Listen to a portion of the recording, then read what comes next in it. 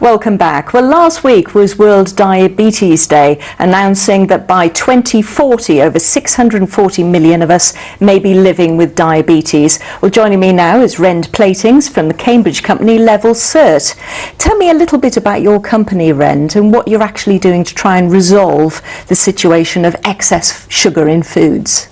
There are many ways that different people have to tackle sugar, positive and negative, and our organisation is focusing on the positive. While you can say don't advertise sugary things, and you can also say, well, let's have a tax on them, what we'd like to do is say let's have more of the things that we can have without guilt. If we want ice cream or we want chocolate, how about some guilt-free ice cream or chocolate? So instead of necessarily a smaller portion of your favourite chocolate bar, how about developing a new favourite, a chocolate bar which doesn't have sugar in it and is tasty and delicious, and you're then in no conflict over whether or not to have it. So Level, it's about opening up these low sugar and sugar-free options, making them easy to identify, and promoting that marketplace and developing it. Now, supermarkets say they already have a system that actually works. They use the traffic light system. What would you say in response to that? There are two issues in response to the traffic light system. A lot of people have raised that because the traffic light does feature sugar as well as salt and fat. But it's a different proposition that we're making. There are two things that the traffic light system doesn't address. The first is the traffic light system doesn't give people the information they need to follow the guidelines on sugar. The World Health Organization this year recommended that no more than 5% of your daily calories come from sugar. But they define that as free sugars. So that's sugars that weren't already in the foods themselves, such as the sugars in milk or yogurt that you don't need to worry about. They're more like sugars that are added to the food through honey, fruit juice, and ordinary table sugar, and they say those are the sugars you need to worry about, and those are the sugars you need to limit to 5%. The traffic light system and the nutritional facts panel don't tell you how many free sugars there are in food. So even if you're trying to keep your sugars to 6 teaspoons, say, you don't have the information you need, and that's the first issue with them. And the second issue is they really don't do much to give you a song and dance about the products that are exceptional, the products that don't have sugar in them at all, and the products that are likely to help you stay within those guidelines. And it's a similar idea to fair trade in that way. By putting a distinctive sign on those products, then people will reach out for them, identify them, and they'll know that the sugar level in them has been checked, that it's okay, it's not misleading, the labelling on them, and that they're fine. If they select those products, they're not going to throw them over the guidelines for free sugars level. Yeah. Now, you've been talking to supermarkets, and so is Jamie Oliver, because you've joined with him in campaigning for this. What response have you had so far? I've been surprised that it's been incredibly positive. I would like industry to see this not as a chore, but as an opportunity, and to engage with helping us develop and promote the solution that are going to help mothers like me identify those products and have more of them. So what have you been doing here in Cambridge to sort of further those ideas and get everybody here on board? Cambridge is an amazing place to develop anything from scratch. It's a very entrepreneurial city. We're extraordinarily lucky and blessed to have the University Judge Business School, to have organisations like Social Incubator East, and the Cabinet Office has also been supporting some of the projects that help train entrepreneurs to develop their ideas and clarify their propositions so that they're then ready to go into industry and make enormously successful organisations.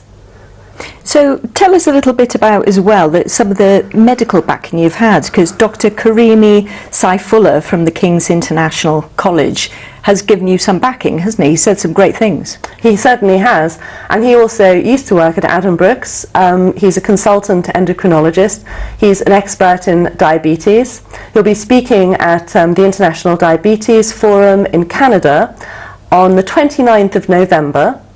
And he has strongly supported our campaign. In fact, he's offered and is now on our advisory board, our clinical advisory board.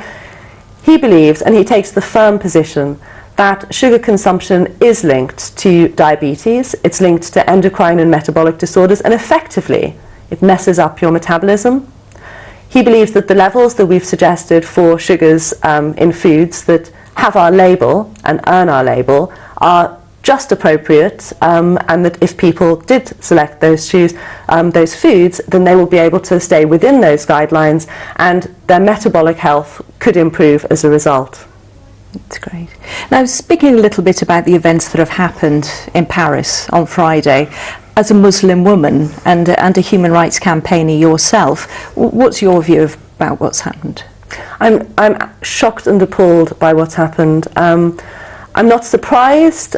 These things are happening all the time in the Middle East, and perhaps, you know, they don't get as much attention because they're not our own, as it were, and it's natural that they would get more attention. I know, you know, some people have been criticising the fact that, oh well, you know, there are bombs happening all the time in Iraq and they're not getting as much attention, but if it happens in Europe then everybody rallies around it. Well, of course they do, because it's human nature to care if one of yours is attacked.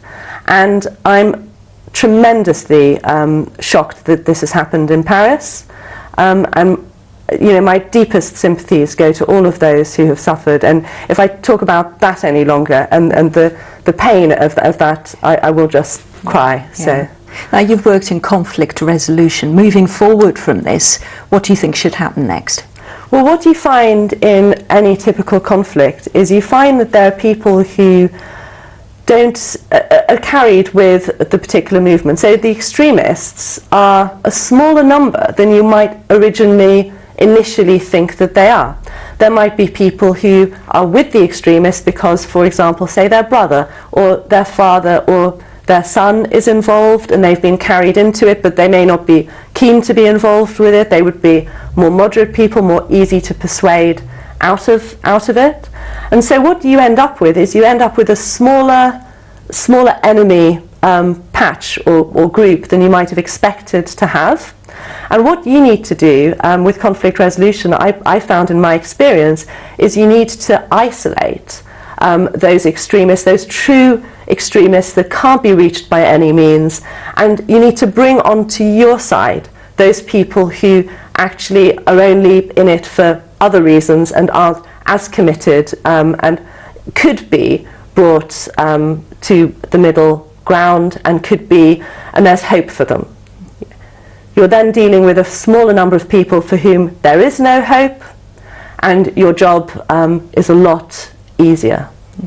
Now, some of the advice you've been given is to military academies out in the States. It's also interesting that in the military, at high levels, there are different arguments that get applied, and I think that you can, if you're working in the military, you're working on strategy, you can lose a little bit of the human aspects that go into it, and some of the arguments that have been made for these types of programs that the military have run have been things like, if you reduce the enemy to a small size, then you can use less artillery. So it's a very, arguments like these seem very cold, or you can, effectively, the strategy of negotiation, conflict resolution will help you win any battle if you are able to bring onto your side all of those people who could conceivably go onto your side, and there are tools that enable you to do that.